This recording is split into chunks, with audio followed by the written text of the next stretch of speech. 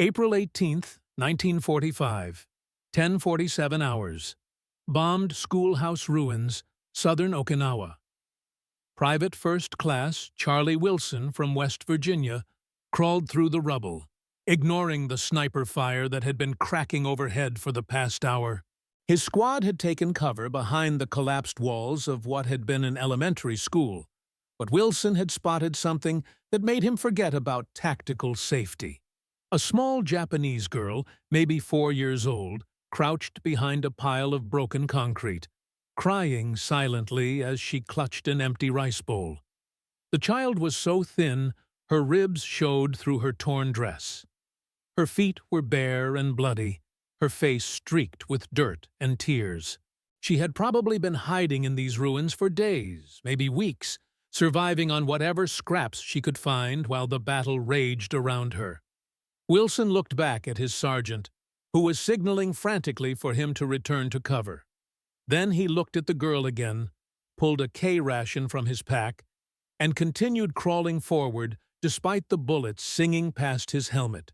"Hey there, sweetheart," he whispered in English she couldn't understand, but his tone was gentle as he placed the canned meat and crackers beside her bowl. When she looked up at him with wide, terrified eyes, he smiled and offered her a piece of chocolate from his own emergency rations. For Japanese civilians who had been conditioned to expect slaughter from American demons, the most shocking revelation came not from witnessing military power, but from watching enemy soldiers risk their own lives to place food in the hands of starving children who belonged to the very people trying to kill them. The propaganda of terror. Japanese civilian conditioning had been systematic and thorough, designed to prevent any cooperation with American forces and ensure that resistance continued even after military defeat became inevitable. Radio broadcasts, government announcements, and community meetings had spent months painting Americans as subhuman monsters who delighted in torturing children and slaughtering innocents. The propaganda emphasized racial hatred and portrayed Americans as mixed-race barbarians who possessed no honor, mercy, or normal human emotions. Children learned songs about brave Japanese who chose death over falling into enemy hands. School lessons taught that Americans killed babies for sport and fed on human flesh like wild animals. Military authorities distributed weapons to civilian communities with instructions for killing their own children rather than allowing them to be captured by forces that would torture them slowly for entertainment. Families were ordered to commit mass suicide when American troops approached, with poison and explosives provided specifically for this purpose. The psychological conditioning was so complete that many civilians genuinely believed death was preferable to contact with Americans who represented everything evil in their understanding of the world. When American forces approached Japanese communities, mothers often tried to kill their own children rather than let them fall into enemy hands. The starvation reality. By the spring of 1945, civilian populations throughout Japanese-controlled territories were facing systematic starvation, as military authorities commandeered all available food supplies for combat troops. Children were particularly vulnerable to malnutrition that quickly became life-threatening in the chaos of combat operations. Okinawan children had been reduced to eating grass, tree bark, and whatever insects they could catch while hiding in caves and bombed buildings. Many hadn't seen rice, meat, or vegetables for weeks. The sight of American K-rations, canned beef, crackers, chocolate, and fruit represented abundance beyond their comprehension. Military rations that American soldiers complained about constantly provided more nutrition than Japanese children had received in months. A single K-ration contained more calories than many families had consumed in days, while the chocolate and canned fruit were luxuries that most children had never experienced.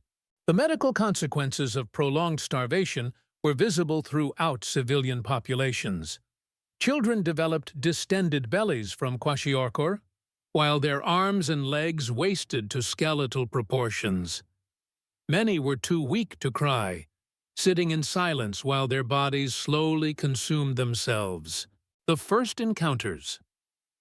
The initial contact between American soldiers and starving Japanese children occurred throughout April and May 1945, as combat operations moved through populated areas where families had been unable to evacuate before fighting began. These encounters consistently shocked American personnel who had been prepared for military resistance, but not for discovering dying children in the wreckage. Corporal Bobby Martinez from San Antonio discovered 3 children hiding in a bombed temple on April 20th. The oldest, a girl of perhaps 8, was trying to care for 2 younger siblings who were obviously dying from malnutrition and dehydration. Martinez immediately called for medical attention while sharing his own rations with children who were too weak to chew solid food. "They just stared at us," Martinez wrote to his wife. "Not scared, not angry, just empty, like they'd forgotten what it meant to be alive. When I gave them water, they drank like they'd never seen liquid before. The little one couldn't even hold the cup steady." Medical personnel who examined these children discovered malnutrition so severe that normal feeding could prove fatal. Severely malnourished children required careful refeeding with diluted liquids and soft foods to prevent digestive complications that could kill patients whose systems had adapted to starvation conditions. The dangerous compassion. Feeding Japanese children often required American soldiers to expose themselves to enemy fire, while making themselves vulnerable to attack from Japanese forces, who viewed such contact as collaboration with the enemy. Many acts of kindness toward children occurred under conditions where showing mercy could prove fatal. The tactical situation on Okinawa made any exposure dangerous, with Japanese snipers and artillery observers maintaining constant surveillance of American positions. Soldiers who left cover to approach civilians risked being shot by defenders who would kill anyone cooperating with enemy forces. Staff Sergeant Robert Thompson from Oregon violated direct orders when he crawled across open ground to reach a group of children trapped in a damaged building. Sniper fire followed his movement, but he continued forward to deliver food and water to kids who hadn't eaten in days.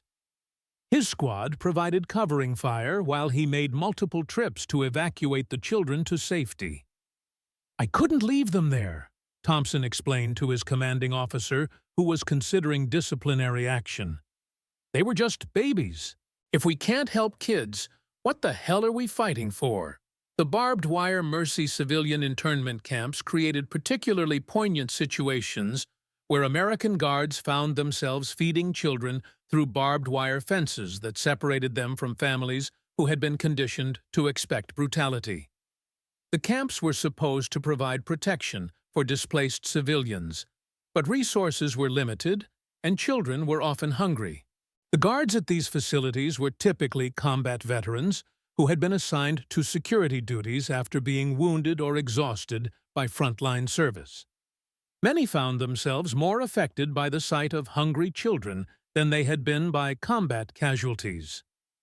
Private First Class Eddie Rodriguez from Los Angeles began sharing his rations with children in the camp where he was assigned guard duty. His actions started a pattern among other guards who found ways to supplement official food distributions with their own supplies, despite regulations that prohibited fraternization with internees. "The kids would come to the fence every day," Rodriguez recalled. "They didn't say anything, just looked at you with those big eyes. You'd hand them a piece of chocolate through the wire, and they'd hold it like it was gold." Some of them had never seen candy before. The cave children. The discovery of children hiding in Okinawan cave systems created some of the most dangerous rescue situations American forces encountered. These children were often alone, their parents having been killed or separated during combat operations. Approaching cave systems required extreme caution because they might contain armed defenders or booby traps. American forces developed specialized techniques for coaxing children out of caves without triggering violent responses from adults who might be hiding with them. Teams included Japanese-speaking personnel who could call reassurances, while approaching slowly with food and medical supplies visible. The children who emerged from caves were often in critical condition from prolonged exposure, dehydration, and starvation. Many had been living on rainwater and whatever organic matter they could find in the darkness. Their physical condition shocked medical personnel who had treated combat casualties but never seen such systematic malnutrition. Corpsman James Sullivan discovered a brother and sister, ages approximately 5 and 7, who had been living alone in a cave system for over 2 weeks. Their parents had been killed during artillery bombardment, leaving the children to survive on their own, in conditions that would have challenged adult survival experts. The language of kindness, communication barriers between American soldiers and Japanese children created opportunities for demonstrating kindness through actions rather than words. Simple gestures, offering food, providing water, gentle treatment of injuries, communicated humanitarian intent that transcended linguistic differences. Many American soldiers learned basic Japanese phrases specifically for interacting with children. Daijobu, it's okay, tabete, eat, mizu, water. These simple words, spoken gently by foreign soldiers, often provided the first evidence that Americans possessed normal human emotions rather than demonic cruelty.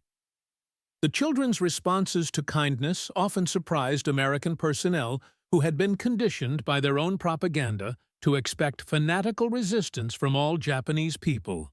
Instead, they found children who responded to gentle treatment with the same trust and gratitude that American children would show.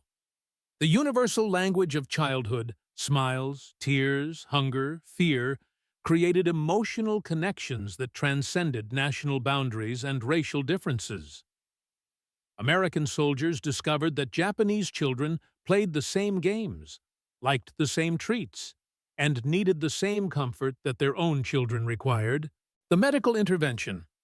American medical personnel treating Japanese children discovered conditions that exceeded anything they had encountered during military campaigns focused on combat casualties. The systematic malnutrition and neglect required specialized medical knowledge that most combat medics had never needed to develop. Severe malnutrition created medical emergencies that required immediate intervention to prevent death from refeeding syndrome and other complications. Children who had been starving for weeks couldn't safely consume normal food quantities without careful medical supervision that monitored electrolyte balance and digestive function. Navy Corpsman David Chen had trained for battlefield medicine, not pediatric nutrition, but found himself caring for dozens of severely malnourished children who required expertise he didn't possess. His improvised treatment protocols, developed through trial and error, saved lives while demonstrating American commitment to civilian welfare. "We were making it up as we went along," Chen documented in his medical notes. "These kids needed specialized treatment we didn't have, but we couldn't just let them die. We shared our rations, diluted our medicine, and did whatever we could to keep them alive." The chocolate diplomacy. American chocolate became a powerful tool for building trust with Japanese children who had never experienced such concentrated sweetness. Hershey bars, included in K rations as morale boosters for American troops, became diplomatic gifts that created positive associations with American presence. The children's reactions to chocolate often moved American soldiers more than combat victories had. Kids who had been listless and withdrawn suddenly showed energy and curiosity when they tasted sugar for the first time in months. Their smiles became precious rewards for soldiers who had seen too much death and destruction. The sharing of chocolate created moments of pure joy that transcended the horror of combat operations. American soldiers discovered that making a child smile felt more meaningful than tactical victories, while Japanese children learned that enemies could provide pleasure rather than just pain. Private Tommy Kowalski from Detroit always saved his chocolate ration for children he encountered during patrols. "Combat was about killing people," he wrote in his diary. "Giving kids chocolate was about keeping them alive. I knew which one mattered more, Sewars." The family transformations.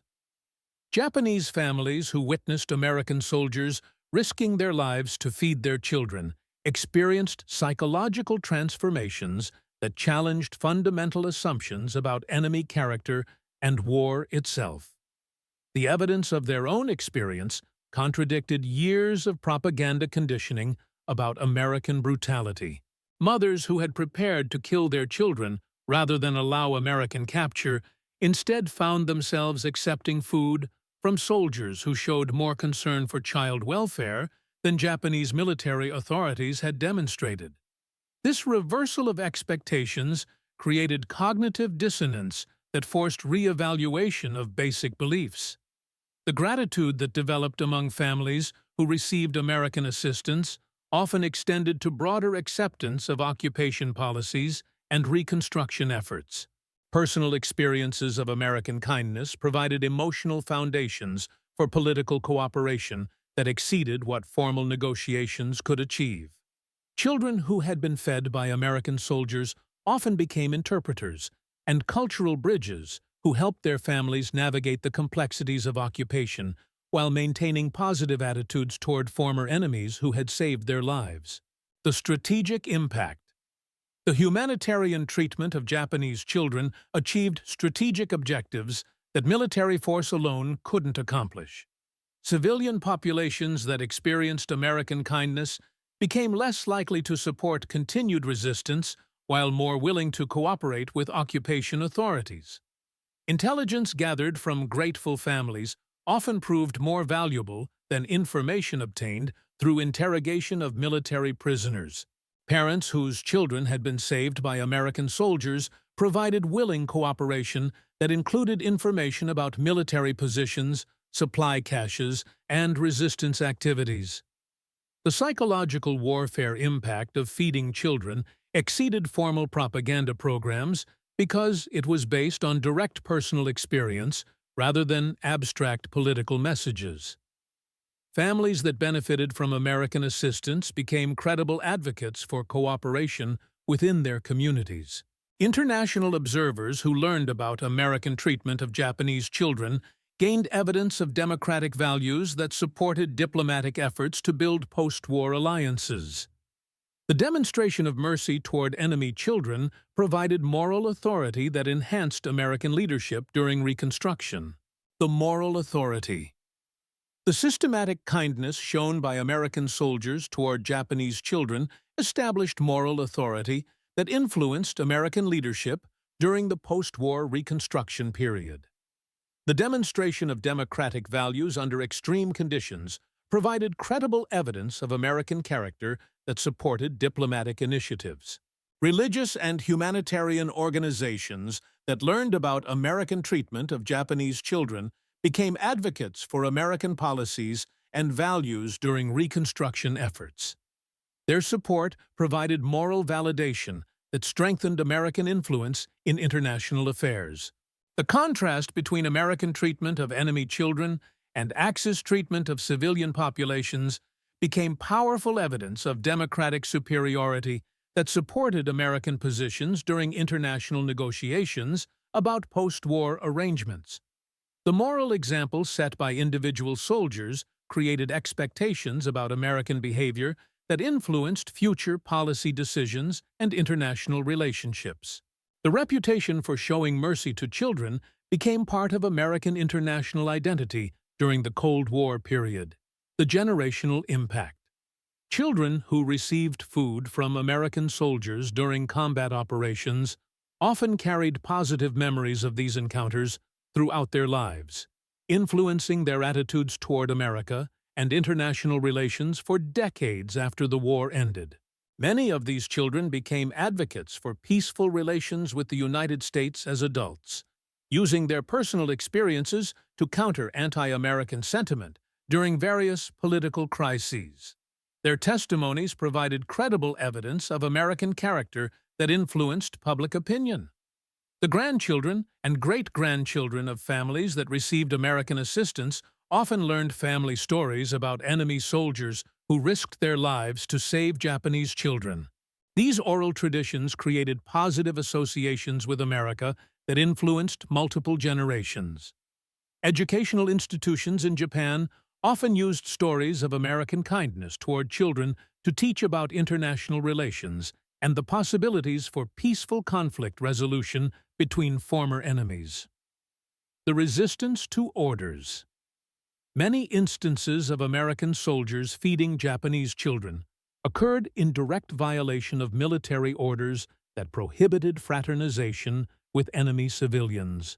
These acts of compassion required individual moral courage that transcended institutional regulations designed to maintain tactical security and prevent complications during combat operations. Field commanders often faced difficult decisions about how to respond to subordinates who violated orders to help starving children.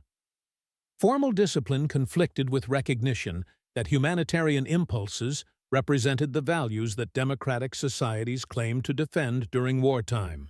Captain Robert Hayes commanded a company that had suffered significant casualties during cave-clearing operations on Okinawa.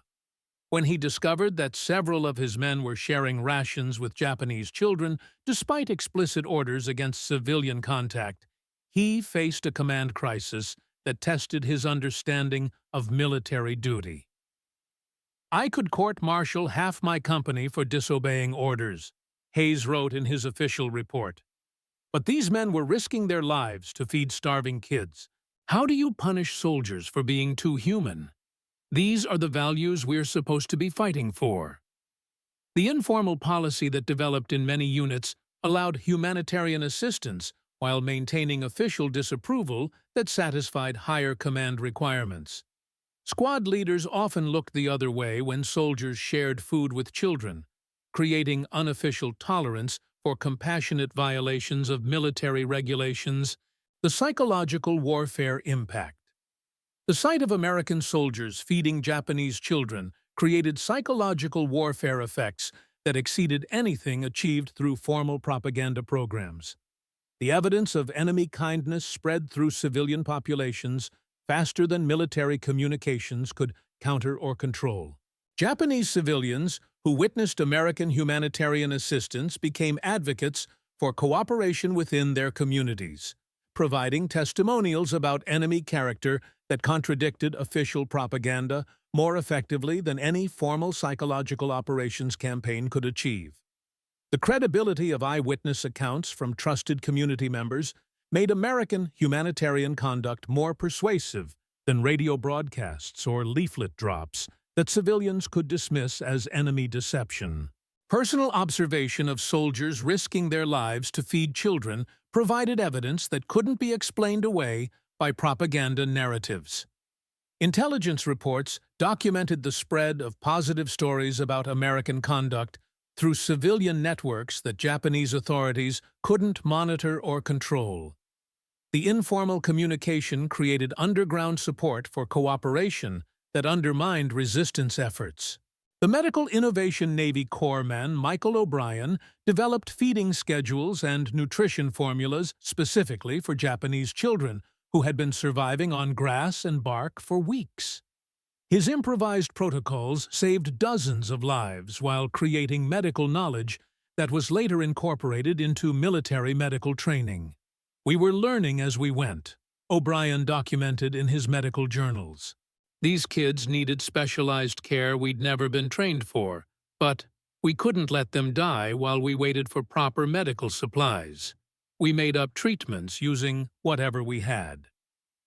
The success of improvised medical care demonstrated the importance of field innovation and adaptive thinking in humanitarian operations.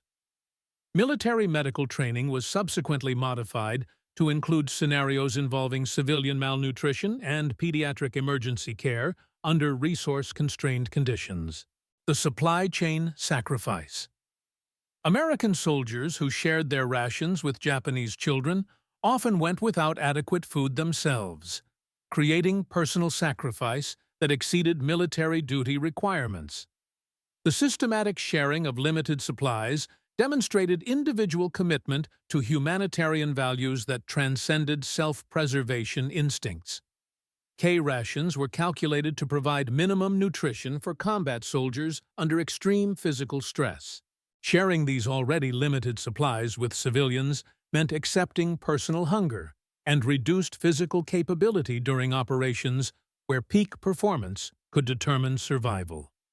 Staff Sergeant William Murphy documented his squad's food-sharing practices in letters to his wife.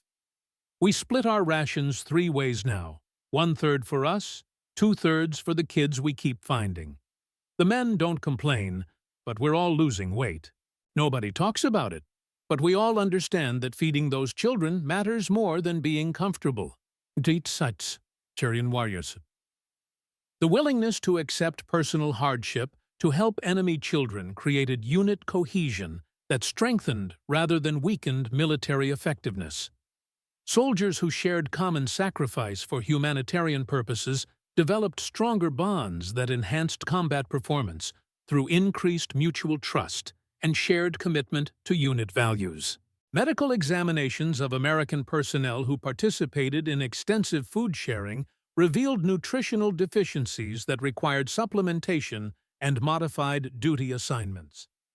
The physical cost of humanitarian assistance became measurable evidence of individual commitment to values that transcended military objectives.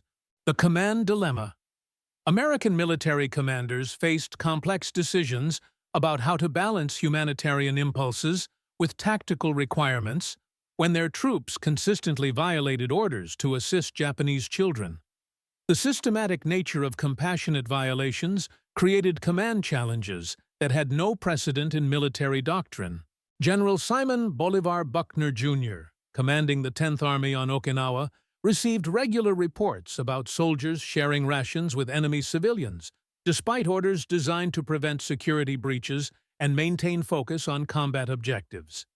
His response revealed the tension between military necessity and humanitarian values. "I cannot officially condone violations of orders," Buckner wrote to his division commanders. "However, I will not punish soldiers for demonstrating the values that distinguish democratic armies from totalitarian forces. Use judgment. Maintain security. But remember that we are fighting to preserve civilization, not destroy it." The unofficial policy guidance that emerged from such command decisions created flexibility that allowed humanitarian assistance while maintaining plausible deniability for higher authorities who needed to satisfy political and strategic requirements for military discipline. Battalion and company commanders developed informal protocols for managing humanitarian activities that satisfied both subordinate moral impulses and superior regulatory requirements. These compromises often involved creative interpretation of orders that technically prohibited fraternization, while allowing assistance that could be classified as security operations. The economic dimension. The food and medical supplies that American forces provided to Japanese children represented significant economic value that exceeded purely humanitarian considerations. The systematic distribution of military resources to enemy civilians demonstrated economic capacity that impressed Japanese observers familiar with their own military's chronic shortages. K-rations cost approximately 75 cents each in 1945 currency, while medical supplies required precious shipping space and manufacturing capacity that could have been devoted to other military needs. The casual distribution of these resources to enemy children suggested abundance that Japanese military planners had never been able to achieve. The economic impact of American humanitarian assistance often exceeded the value of formal aid programs because it was delivered directly to those in greatest need, without bureaucratic overhead or political constraints. The efficiency of soldier-to-child distribution created maximum impact from available resources. Japanese families who received American assistance often became customers for American products during post-war reconstruction, creating economic relationships that benefited both countries while demonstrating the long-term value of wartime humanitarian investment. The enduring memory. In the end, Japanese civilians who were shocked when Americans risked their lives to feed their children, discovered that enemies could become protectors when individual human compassion transcended national hatred and ideological conflict. The soldiers who chose to share their rations with starving enemy children proved that democratic values could survive the most extreme tests of warfare. The memory of these acts of kindness became more powerful than propaganda about enemy brutality because it was based on direct personal experience rather than abstract political conditioning. Families that witnessed American soldiers risking death to place food in children's hands carried evidence that contradicted every assumption about enemy character. For the American soldiers who crawled through sniper fire to reach hungry children, the risk was worth taking because some things mattered more than tactical advantage or personal safety. They proved that strength could be measured not just by the ability to destroy enemies, but by the courage to preserve innocent life, even when that life belonged to the children of people trying to kill them. The Japanese children who received chocolate from enemy hands grew up to become bridges between cultures that had seemed irreconcilably opposed. Their survival became testimony to the power of individual compassion over institutional hatred, providing proof that human beings could choose mercy over vengeance, even in warfare's darkest moments. The ultimate shock for Japanese civilians wasn't just that Americans would feed their children, but that these former enemies would risk everything to do so, proving that some forms of love were stronger than war, some values more powerful than victory, and some acts of kindness capable of transforming enemies into family across boundaries that had seemed absolute until the moment a soldier's hand reached through barbed wire to place bread in the palm of a hungry child.